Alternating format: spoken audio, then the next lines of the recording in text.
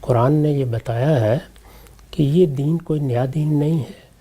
ہم نے رسالت کا سلسلہ آدم علیہ السلام سے شروع کر دیا تھا. نہ صرف یہ کہ اس کی پوری تاریخ بیان کی ہے، بلکہ یہ بھی بتایا ہے کہ وہ کیا ضرورت پیش آ گئی تھی کہ ہم نے پیغمبروں کو بھیجنے کا سلسلہ شروع کیا.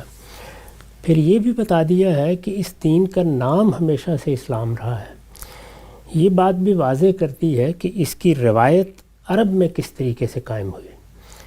یہ دونوں باتیں اگر آپ قرآن مجید کا شروع سے آخر تک مطالعہ کریں تو کئی پہلوؤں سے آپ کو زیر بحث ملیں گی.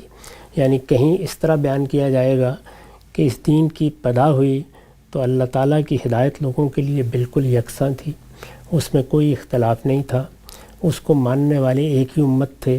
پھر انہوں نے اختلافات پیدا کر لیے تو اللہ پروردگار عالم نے پیغمبروں کا سلسلہ شروع کیا. ان پیغمبروں نے آ کر لوگوں کو اس دین کے بارے میں، اس ہدایت کے بارے میں خبردار کیا.